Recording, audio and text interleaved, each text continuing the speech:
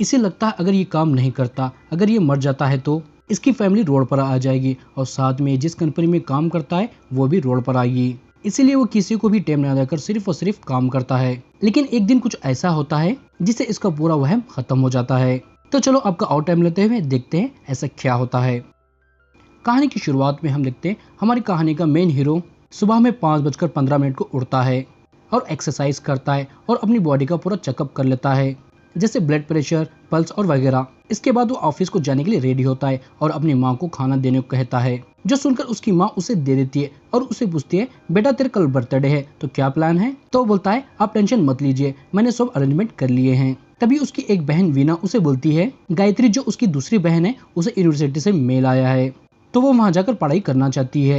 ये सुनकर वो अपने डैड के रूप में आ जाता है, मतलब वो सबको ऐसे दिखने लगता है और अपनी बहन को बहुत डांटता है और उसे बोलता है, मेरी सैलरी महीने में एक बार आती है, लेकिन तुम लोगों की ख्वाहिशें दिन दिन पर बढ़ते जा रही है, जिन्हें पूरा करके मैं थक गया हूँ।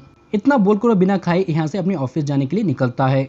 लेकिन इसकी बातों से उसकी बहन बहुत हर्ट होती है और अब हम देखते हैं रास्ते में उसकी गर्लफ्रेंड रामाया उसे कॉल करती है और उसे पूछती है, क्या तुम मुझे अपना 1 घंटा टाइम दे सकते हो? तो वो बोलता है, क्यों नहीं, बिल्कुल, आ जाओ मेरी कार में, लेकिन मैं तुम्हें सिर्फ और सिर्फ 45 मिनट दे सकता हूँ। ये सुनकर वो बोलती है, ठीक है, इतना ही काफी है, मैं तुमसे मिलने आती हूँ। और वो उसके पास आ जाती है और उससे पूछती है, तो कहाँ जा रहे हैं हम? तो वो बोलता है, मैं मुंबई जा रहा हूँ काम के सिलसिले में और हमें एयरपोर्ट तक पहुंचने के लिए 45 मिनट लगेंगे, तो चलो जब तक हम गप्पे शप्पे करते हैं। ये सुनकर वो उसे गुस्सा हो जाती है और उसे बोलती है, आखिर तुम मुझे कब टाइम दोगे? तो बोलता है, बेबी पूरे घर की जिम्मेदारी मेरे ऊपर है, जैसे मेरी माँ का ट्रीटमेंट करना है और मेरी दोनों बहनों की शादी करनी है और मेरे छोटे भाई को भी सेटल करना है, इसलिए मैं ज्यादा काम करता हूँ। इतना बोलकर वो उसे मनाने लगता है। तभी उसके छोटे भाई का उसे कॉल आता है, जो उसे पूछता है, भैया मुझे दूसरी कंपनी से एक अच्छा ऑफर आया है, तो क्या मैं उसमें ज्वाइन करूं? जो सुनकर वो बोलता है, नहीं, तुझे जो जॉब मिली है उसे ही ईमानदारी से कर, क्योंकि लॉयल्टी इज द बेस्ट। इतना बोलकर वो फोन काट देता है, फिर से उसकी गर्लफ्रेंड को मनाने लगता है और इतने में अब एयरपोर्ट भी आ जाता है, जो देखकर रामाया को बहुत गुस्सा आता है तो उसे एक थप्पड़ मारकर वहाँ से भेज देती है। और अब मार्क वहाँ से मुंबई आता है, जहाँ पर सभी ऑफिस के लोग बुके लेकर उसका वेलकम करने लगते हैं, जो देखकर वो उन्हें अकड़ कर बोलता है, हट जाओ, मेरे पास इतना टाइम नहीं है। और वहाँ से जाकर ऑफिस का काम करने लगता है और काम खत्म होने के बाद अपने आदमी को उसकी रिटर्न टिकट देने को कहता है, लेकिन वो बंदा टिकट बुक करना भूल जाता है, जिससे मार्क को बहुत गुस्सा आता है तो उसे वहीं पर ही फायर कर देता है और यहाँ से एक टैक्सी लेकर अपने शहर जाने लगता है और रास्ते में अपनी फैमिली को कॉन्फ्रेंस कॉल करके बताता है उसे प्रमोशन मिली है और वो अगले ही हफ्ते कंपनी का जीएम बनने वाला है, जो सुनकर उसकी फैमिली बहुत खुश होती है। लेकिन तभी उसकी कार जाकर एक डिवाइडर से टकरा जाती है, जिससे उसका बहुत बुरा एक्सीडेंट हो जाता है, जो देखकर उसकी फैमिली बहुत परेशान हो जाती है। लेकिन हम देखते हैं उसकी आंख एक अंधेरी जगह पर खुलती है, जहाँ पर कोई भी नहीं होता और वो बहुत डर जाता है। लेकिन तभी उसके सामने आते हैं हमारे पवन कल्याण, जिन्हें देखकर मार्क बहुत खुश हो जाता है और उनसे बात करने लगता है और उन्हें बोलता है, मेरा जैसा एक्सीडेंट हुआ ब्रो, मुझे लगा मेरी पूरी हड्डियां टूट गई है, लेकिन मैं सही सलामत हूँ, मुझे कुछ भी नहीं हुआ। ऐसे कैसे? ये सुनकर पवन कल्याण उसे बोलते हैं, तुम देखना चाहते हो तुम्हारे साथ क्या हुआ है? जो सुनकर वो बोलता है, बिल्कुल, क्यों नहीं। तो पवन कल्याण उसे उसकी डेड बॉडी दिखाते हैं, मतलब अब वो मारा गया है, जो देखकर मार्क हैरान होता है और उन्हें पूछता है, क्या मैं मारा गया हूँ और आप क्या भगवान हो? तो वो बोलते हैं, नहीं, मैं भगवान हूँ जो सबसे बढ़कर है और तुम सच में मारे गए हो। ये सुनकर वो और ज्यादा हैरान होता है और वो उन्हें बोलता है, ब्रो मैं नहीं मर सकता, मुझे दुनिया में अभी बहुत सारे काम करने हैं, जैसे मेरी माँ का ट्रीटमेंट कराना है और मुझे अपनी दोनों बहनों की शादी करानी है और अपने भाई को भी सेटल करना है। अगर मैं उनके पास नहीं रहूंगा तो वो सड़क पर आ जाएंगे और रामाया तो मेरे बगैर बिल्कुल भी नहीं रह पाएगी। जब उसे पता चलेगा मैं मर गया हूँ तो वो भी मर जाएगी।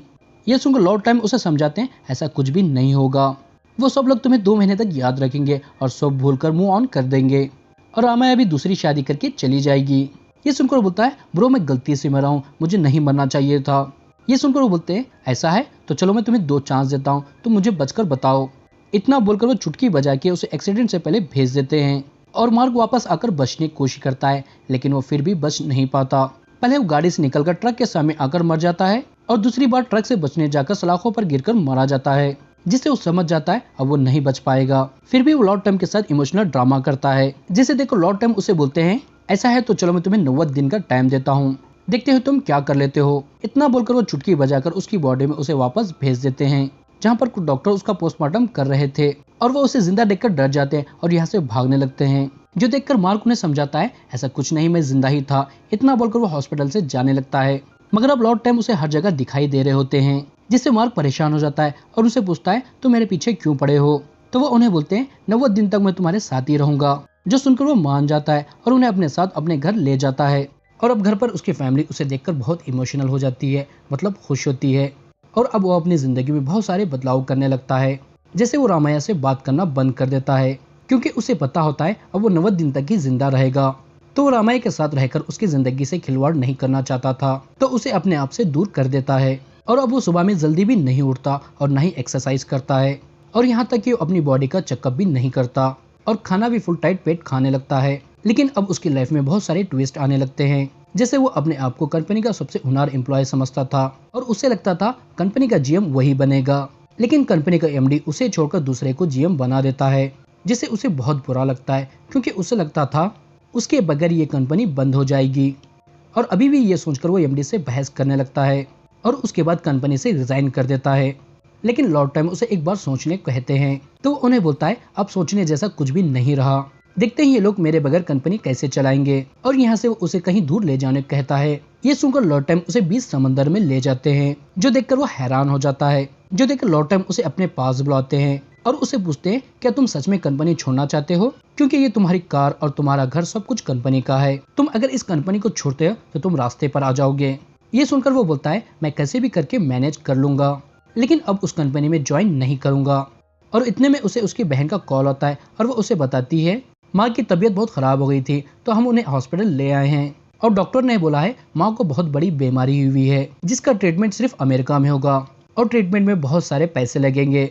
ये सुनकर वो परेशान हो जाता है और वो समझ जाता है अगर वो ये कंपनी को छोड़ेगा तो वो कुछ भी नहीं कर पाएगा, और कंपनी उसकी वजह से नहीं बल्कि कंपनी की वजह से उसका घर चल रहा है। और वो सीधे कंपनी जाकर एमडी से माफी मांगकर कंपनी को रीजॉइन कर लेता है और वहां से आकर एक बार में पीने बैठ जाता है, जहां पर उसके मामा आते हैं। तो वो उन्हें बोलता है हम जल्द से जल्द मीना की शादी आपके बेटे से करते हैं, जो सुनकर उसके मामा मान जाते हैं। और अब यहाँ पर ये लोग डांस करने लगते हैं। मगर हम देखते हैं लॉर्ड टाइम मार का फोन लेकर रामाया को मैसेज करके यहाँ पर बुलाते हैं और रामाया उसे नाचते हुए देखकर बहुत गुस्सा हो जाती है और उसके फोन नहीं उठाने की वजह से भी उसे डांटने लगती है। ये सुनकर मार्क उसे चिढ़ाने के बोलता है तुम क्या चीज हो, तुम्हारे जैसे मेरे पास 1000 लड़कियां हैं, और उसके सामने उन दोनों के सारे फोटोज को डिलीट कर देता है। इससे रामाया को बहुत गुस्सा आता है और यहाँ पर वो उसे ब्रेकअप करके घर चली जाती है और दरवाजा बंद करके बहुत रोती है। लेकिन ऐसे करने की वजह से मार्क का भी दिल टूट जाता है, क्योंकि वो रामाया से बहुत प्यार करता है। और जब वो घर आता है तो मीना उसे बोलती है भैया मैं ये शादी नहीं कर सकती, क्योंकि मैं किसी और से प्यार करती हूँ। ये सुनकर उसे बहुत गुस्सा आता है और वो उसे बहुत डांटता है और उसे बोलता है ये मेरा फैसला नहीं बल्कि पिताजी का फैसला था, उन्होंने तुम्हारी शादी बचपन में ही उससे फिक्स कर दी थी, इसलिए मैं कुछ सुनना नहीं चाहता, तुम बस उसी से शादी करोगी। और उसे गुस्से से बोलता है अगर तुम ये शादी नहीं करना चाहती तो निकल जाओ मेरे घर से। ये सुनकर वो बहुत दुखी हो जाती है और अपने कमरे में चली जाती है। ये देखकर मार्क बहुत खुश होता है, क्योंकि उसे लगता है उसका फैसला कोई भी टाल नहीं सकता, वो जो बोलेगा वही होगा। लेकिन हम अगले ही पल देखते हैं मीना अपना सारा सामान पैक करके बाहर आती है और वो उसे लेने के लिए अपने बॉयफ्रेंड को भी यहाँ पर बुलाती है, जो उसे अपना सारा सामान छोड़कर उसके साथ ऐसे ही चलने कहता है। लेकिन वो दोनों जाने से पहले मार्क का आशीर्वाद लेने लगते हैं, मगर मार्क गुस्से से मुड़ जाता है, जो देखकर वो दोनों ऐसे ही यहाँ से निकल जाते हैं। ये देखकर वो हैरान होता है और वह समझ नहीं पा रहा होता उसकी इतनी अच्छी बहन उसका फैसला कैसे टाल सकती है। और मार्क की अभी हैरानी खत्म ही नहीं होती, तभी यहाँ पर उसका भाई आ जाता है, जो देखकर मार्क बहुत खुश हो जाता है और उसे पूछता है क्या तुम यहाँ पर माँ से मिलने आए हो। तो वो गुस्से से बोलता है नहीं, मैं आपकी वजह से यहाँ पर आया हूँ, क्योंकि मुझे जब दूसरी कंपनी से अच्छा ऑफर आया था तो मैं वहाँ पर जाना चाहता था, लेकिन आपने मुझे मना कर दिया और बोले लॉयल्टी इज द बेस्ट। जो सुनकर मैं वही कंपनी में रुक गया और अब वो कंपनी मुझसे काम लेकर मुझे कंपनी से निकाल दी। ये सुनकर मार्क अफसोस करता है, लेकिन अभी भी उसे और एक झटका लगना बाकी था, जैसे उसका भाई यहाँ पर अपनी गर्लफ्रेंड के साथ आया होता है, जो देखकर मार्क बहुत हैरान होता है और उसे बोलता है तुमने पहले क्यों नहीं बताई इस बारे में मुझे। तो वो बोलता है भैया आप हमेशा अपनी ही चलाते हो, आपको जो अच्छा लगता है वही करते हो, आप किसी की भी नहीं सुनते और आप हमेशा हमें टॉर्चर करते हो, इसलिए मैंने आपको नहीं बताया। तो आप क्या चाहते हो, मैं घर पर रहूं या यहाँ से निकल जाऊं।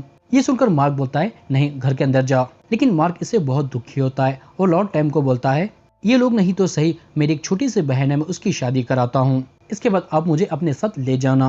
और अब हम अगले दिन देखते हैं उसके मामा अपने बेटे के साथ आते हैं वीना के साथ सगाई करने के लिए, लेकिन वीना तो अपने बॉयफ्रेंड के साथ चली जाती है। तो उसके मामा गायत्री के साथ उसके बेटे की शादी करने कहते हैं। ये सुनकर वो कुछ बोल पाता, तभी यहाँ पर गायत्री आ जाती है और वो सिर्फ अपने भाई की खुशी देखने के लिए मान जाती है।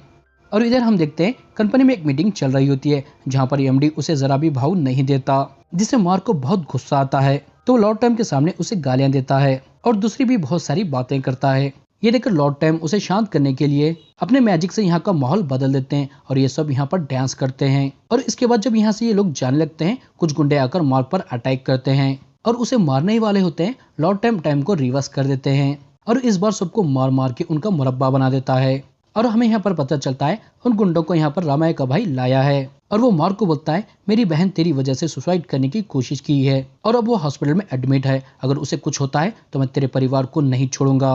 रामाया की सुसाइड करने की बात सुनकर मार्क बहुत दुखी हो जाता है और भागकर रामाया से मिलने जाता है, लेकिन लॉर्ड टैम उसे शांत करके घर वापस ले आते हैं। और अगली सुबह उसके भाई की गर्लफ्रेंड उसके लिए कॉफी लाती है और उसे बोलती है भैया माँ को अमेरिका ले जाने का सारे अरेंजमेंट हो गए हैं और उन्हें जल्दी वहाँ पर ले जाकर हम उनका ट्रीटमेंट कर देंगे। ये सुनकर मार्क बहुत खुश होता है और जब वो ऑफिस जाता है उसके बॉस उसे अपने पास बुलाते हैं और उसे बोलते हैं रात में तुमने जो भी पब में बातें की मैंने सारी सुन ली है और तुम्हारा आइडिया मुझे बहुत पसंद आया है।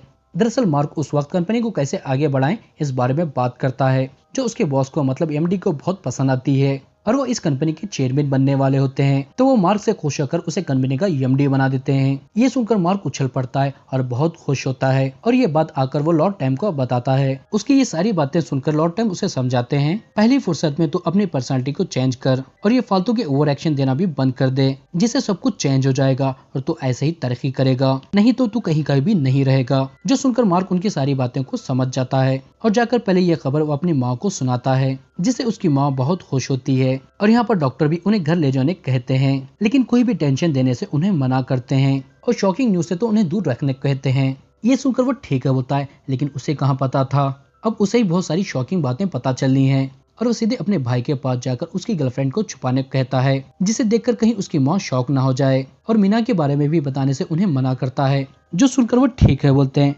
लेकिन उसकी माँ घर आते ही उसकी भाई की गर्लफ्रेंड को बुलाती है और हमें यहाँ पर पता चलता है उसकी गर्लफ्रेंड के बारे में और उसकी बेटी के बॉयफ्रेंड के बारे में उन्हें पहले से ही पता था और उन्होंने ही सबको मार्क को बताने से मना किया था, क्योंकि वो ये सुनकर ओवर एक्ट करेगा। ये सुनकर वो शॉक हो जाता है और यहाँ पर वो समझ जाता है सबके सब उसके सामने सिर्फ एक्टिंग करते हैं और उसके बगैर भी बहुत अच्छे रहेंगे। और यहाँ पर उसका वहम भी टूट जाता है, वो उसके बगैर नहीं रह पाएंगे। और तभी वो दिखता है उसकी माँ उसके बहन के पास जा रही होती है, तो लॉर्ड टैम भी उसे अपनी माँ के साथ जाने कहते हैं। जो सुनकर वो भी अपनी माँ के साथ चला जाता है और वो देखता है उसकी बहन का बॉयफ्रेंड का घर बहुत बड़ा होता है और वो बहुत पैसे वाले होते हैं और साथ ही में इज्जतदार भी होते हैं। तो वो रिश्ता कबूल कर लेता है और अपने भाई और बहन की दोनों की शादी करा देता है, जिससे सभी लोग बहुत खुश होते हैं। लेकिन तभी रामैया उसे अपनी शादी का कार्ड भेजती है, जो देखकर वो बहुत इमोशनल हो जाता है और उसे याद करने लगता है। और हम आगे देखते हैं जब उसकी माँ को पता चलता है वो गायत्री की शादी कराना चाहता है, तो वह हैरान हो जाती है और जाकर गायत्री से बात करती है और उसे बोलती है तुम अपनी पढ़ाई पूरी करना चाहती थी और कुछ बनना चाहती थी, तो क्यों करी हो शादी, उसे मना कर दो। जो सुनकर वो बोलती है इससे भैया नाराज हो जाएंगे। तो उसकी माँ उसे बोलती है वो एक दिन नाराज होगा लेकिन तुम जिंदगी भर पछताओगी। ये सुनकर वो इमोशनल होकर बोलती है माँ पापा के गुजर जाने के बाद भैया ने ही हमारा ख्याल रखा है और उन्होंने हमारे लिए क्या कुछ नहीं किया, इसलिए अब मैं सिर्फ और सिर्फ भैया की खुशी चाहती हूँ। और अब हम दूसरी तरफ देखते हैं लॉर्ड टैम मार्क को एक जगह पर ले जाते हैं और उसे उसके मामा के बेटे की बातें सुनाते हैं, जो सुनकर उसे पता चलता है जिस लड़के से वो अपनी बहन की शादी कराना चाहता था उसकी ऑलरेडी एक गर्लफ्रेंड है और वो उसके बच्चे की माँ बनने वाली है, मतलब वो उन्हें धोखा दे रहा है। ये जानकर मार्क को बहुत गुस्सा आता है और वो उसे मार मार कर उसका मुरब्बा बनाता है। और यहाँ पर वो समझ जाता है आज तक जितने भी उसने अपनी फैमिली के लिए फैसले लिए हैं वो कितने गलत थे। और अब लॉर्ड टैम उसे यहाँ से दूसरी जगह पर ले जाते हैं और उसे बोलते हैं मैं जितना तुमको सिखा सकता था उतना सिखा दिया है, अब मैं तुम्हें अकेला छोड़ रहा हूँ, तुम जब भी मेरे पास आना चाहोगे तब मुझे आवाज दे देना, मैं तुम्हें लेने के लिए आ जाऊंगा। इतना बोलकर वो यहाँ से चला जाता है और मार्क अब अपनी सारी गलतियों को सुधारने लगता है और सबसे पहले वो अपनी छोटी बहन के पास जाता है और उसके सामने उसकी शादी कार्ड फाड़ कर फेंक देता है, इंडिकेट देते हुए उसने उसकी शादी तोड़ दी है। ये जानकर उसकी बहन बहुत खुश होती है और वो यहाँ से जाकर अपनी बहन के बॉयफ्रेंड से भी मिलता है, जिसे देखकर वो भी बहुत खुश होता है। और कहानी की शुरुआत में उसने जिसे फायर किया था वो उनसे भी जाकर मिलता है और उनकी जॉब वापस उन्हें दे देता है, वो भी प्रमोशन के साथ। और इसके बाद खुद खाना बनाकर अपने डैड का गेटअप लेकर अपनी बहनों को अपने हाथों से खाना खिलाता है, वैसे ही सेम जैसे वो बचपन में उन्हें खिलाता था। जो देखकर सबके सब बहुत इमोशनल हो जाते हैं। और इसके बाद वो रामाई की शादी अटेंड करता है जहाँ पर वो बहुत खुश थी, जिसे देखकर ये भी बहुत खुश हो जाता है और साथ में इमोशनल भी। और साथ ही में वो अपनी फैमिली के साथ एक अच्छा टाइम भी स्पेंड करता है। इतना सब करके वो जिंदगी से बस हो जाता है और लॉर्ड टैम को बुलाता है उसे अपने साथ ले जाने के लिए। वो आकर उसे बोलते हैं अभी तेरी जिंदगी में 8 दिन बाकी है। जो सुनकर वो बोलता है बस इतना ही काफी है ब्रो। तो वो बोलते हैं क्या तुमने अपने भाई और बहनों की लाइफ सेटल कर दी है?